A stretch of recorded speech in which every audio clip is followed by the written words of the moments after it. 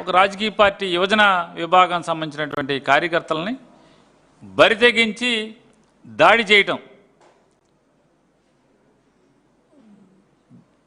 ధ్వంసం చేయటం, హత్యాయత్నం చేయటం, టెంట్ మీదకి డాబా ఎక్కి పక్క డాబా ఎక్కి పైనుంచి మూత్రం పోయటం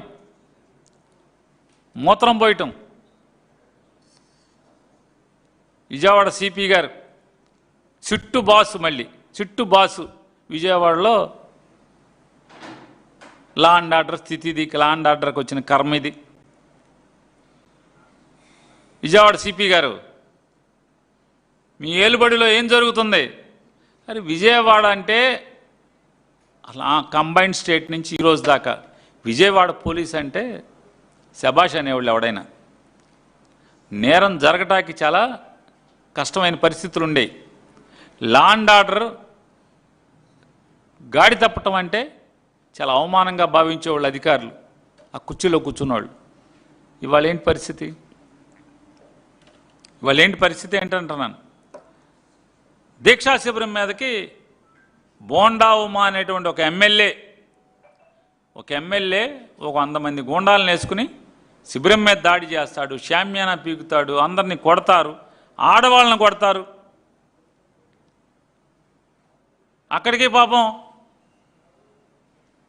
అనిత ఆవిడ ఎవరన్నారు, హోమ్ మినిస్టర్ గారు, ఆవిడ చెప్పిందిగా చాలా ఏదని ఫోన్ ఊపితే పోలీసులు వస్తారని. దాంట్లో ఉన్న టెంట్లో వాళ్ళందరూ ప్రాణభయంతో ఫోన్ ఊపారు.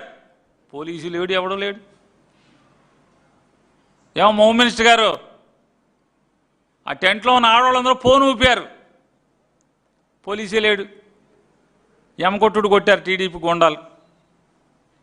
అంటే మీ ఫోన్ ఊపితే కూడా ఏం అవదనేది అర్థమవుతుంది కదా.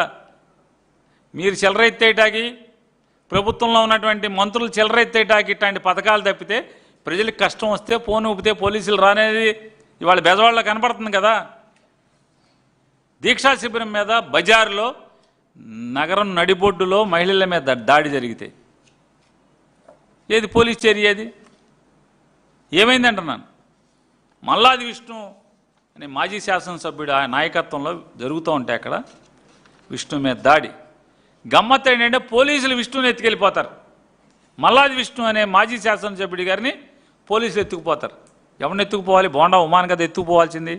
రౌడీలను కదా తీసుకెళ్ళి టాస్క్ ఫోర్స్ వాళ్ళు ఆడవాడు సాయికృష్ణాన్ని లేపేశారు కదా. మరి సాయికృష్ణాన్ని ఎందుకు లేపేశారు? రౌడీ అన్నారు, గూండా అన్నారు, ఈనాడు అంది, జ్యోతి అంది, పవన్ కళ్యాణ్ అన్నారు. మరి ఈ గూండాలని మరి లేపేయాలి కదా, బోర్డు కూడా కనపడకుండా. లేపరా? బూడిదక్కర్లా, బొయ్యిలు ఇరిగేట అన్నా తీసుకెళ్ళాలి కదా. ఒక్కడిని తీసుకెళ్ళా. ఏంటి, ఎందుకు టెంట్లో ఏం చేస్తున్నారు వీళ్ళు?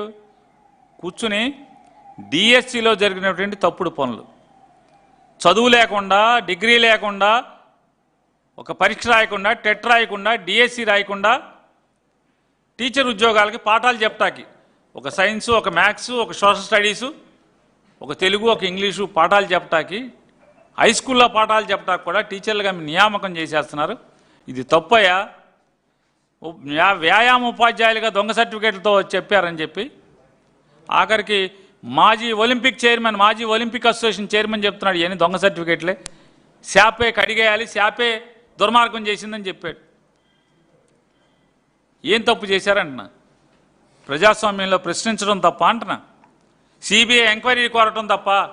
ఈ రాష్ట్ర బాధ్యుడైనటువంటి విద్యాశాఖ మంత్రిని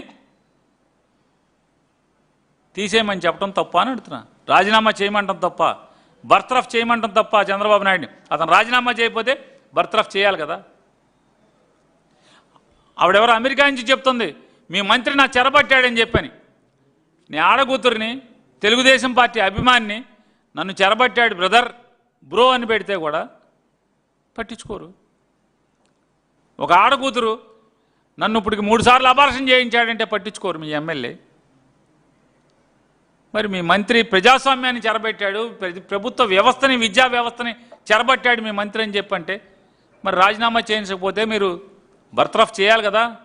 ఇదే కదా ఇవాళ టెంట్లో మల్లాది విష్ణు గారు కార్యకర్తలు, రాష్ట్ర వ్యాప్తంగా ఉన్నటువంటి వైఎస్ఆర్ కాంగ్రెస్ పార్టీ యువజన విభాగం కార్యకర్తలు దీక్షలు, ధర్నాలు చేస్తుంటే సమాధానం చెప్పలేక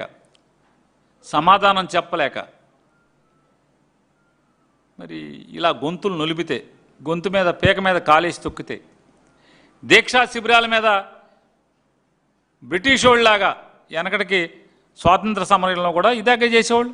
బ్రిటిష్ వాళ్ళు ఏం చేసేవాళ్ళు? దీక్షలు చేస్తున్న వాళ్ళు లేదా అప్పుడున్నటువంటి బ్రిటిష్ సామ్రాజ్యానికి వ్యతిరేకంగా ఉద్యమాలు చేస్తున్న వాళ్ళ నోట్లో మలమూత్రం పోసేవాళ్ళు. మీరు మాత్రం సమానమే కదా. లోకేష్ నాయుడు, నారా చంద్రబాబు నాయుడు, మీరు దానికి బ్రిటిష్ వాడి కన్నా ఏం తక్కువ కనపడుతున్నారు ఇవాళ? బ్రిటిష్ వాళ్ళలాగానే ఉన్నారు కదా మీరు. మీది కూడా తెలుగుదేశం పార్టీ కాదు కదా, అది ఒక ఈస్ట్ ఇండియా కంపెనీగా కనపడుతుంది కదా ఇవాళ. మీరు ప్రభుత్వం, మీ పార్టీ ఒక ఈస్ట్ ఇండియా కంపెనీ కదా. ఇవాళ ప్రజాస్వామ్యబద్ధంగా అత్యంత శాంతియుతంగా జరుగుతున్నటువంటి ఆ టెంట్ మీద ఒక ఆయుధం ఉందా వాళ్ళ దగ్గర? కొన్ని కర్ర ఉందా?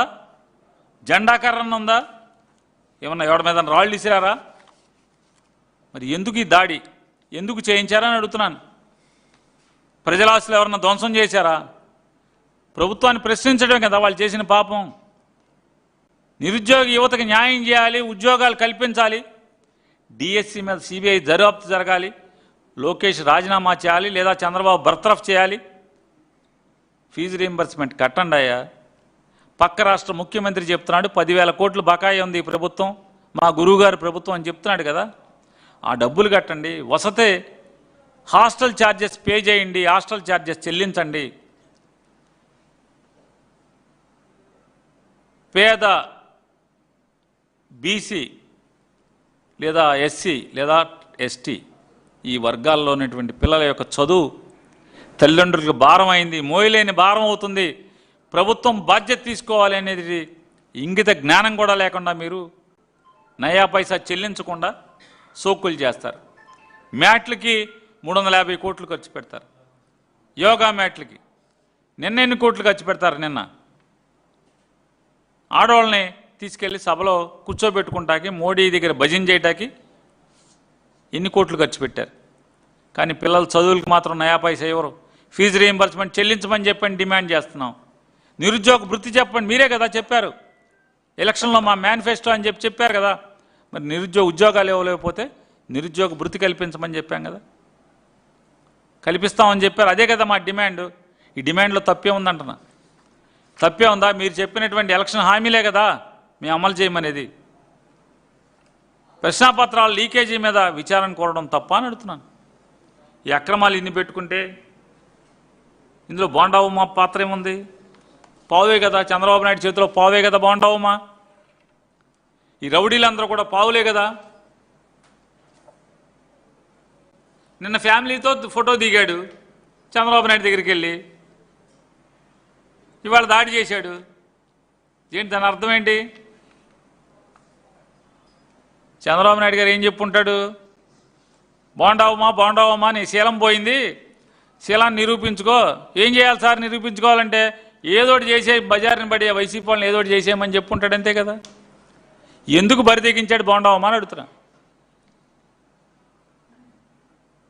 మరి చంద్రబాబు నాయుడు గారిని మొన్న మంత్రి రాకపోతే తెగదిచ్చాడు, కాపుల్ని ఏదో దేనికోలాగా వాడేసుకుంటున్నాడని చెప్పాడు. మళ్ళీ మొన్న ఏం చెప్పాడు? ముద్రగడ గారి విగ్రహం తయారు చేయించి దాన్ని ఎందుకు దాచేశాడు బోండావమ్మ? విజయవాడలో ముద్రగడ గారి విగ్రహాన్ని తయారు చేయించి దాన్ని ఎందుకు పెడతలేదు? వంగవీటి రంగా గారి విగ్రహం చేయించాడు, ఎందుకు పెడతలేదు? చంద్రబాబు పెట్టద్దన్నాడు. రంగా గారి విగ్రహం పెట్టద్దన్నావు, ముద్రగడ గారి విగ్రహం పెట్టద్దన్నావు. ఇదే కదా.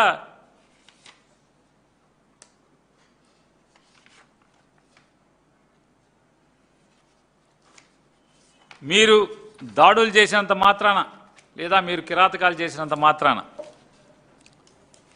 మీరు ప్రజాస్వామ్యాన్ని కుక్కుని చేసినంత మాత్రాన మేము గొంతు విప్పటం ఆగం, మిమ్మల్ని ప్రశ్నించటం వైఎస్ఆర్ కాంగ్రెస్ పార్టీ ఆగదు. మీరు పెట్టిన కష్టాలని ఎక్కడైతే ప్రజలకు కష్టాలు పెడతారో ఆ కష్టాల దగ్గర ప్రజల్ని పరామర్శించడంలో లేదా మిమ్మల్ని నిలదీయటంలో, మీ చొక్కా బట్టుకు అడగటంలో జగన్మోహన్ రెడ్డి గారు వెనక్కి తగ్గడు, వైఎస్ఆర్ కాంగ్రెస్ పార్టీ వాళ్ళు వెనక్కి తగ్గరు. మీరు మూత్రం పోయిండి, మలం పోయిండి, సిగ్గు శరం విడిచి మీరేమన్నా చేయండి, మేము మాత్రం మా పోరాటం చేస్తూనే ఉంటాం. మీ పతనం ప్రజలు లెక్క పెడుతున్నారు, మీరు పతనం అవటం ఖాయం, రోజు రోజుకి మీ పతనం ఖాయం. మీరు రాజకీయంగా కుక్కచావు చావటం తెలుగుదేశం పార్టీ ఖాయం.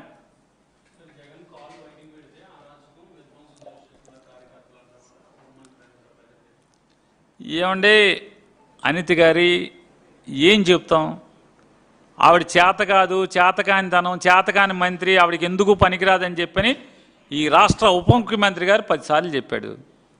ఈ రాష్ట్ర ఉప ముఖ్యమంత్రి గారు ఈ రాష్ట్రానికి హోమ్ మినిస్టర్ వేస్ట్ అని చెప్పి ఆయనే చెప్పాడు, నేను చెప్పలా, ఉప ముఖ్యమంత్రి గారు చెప్పాడు. ఆవిడ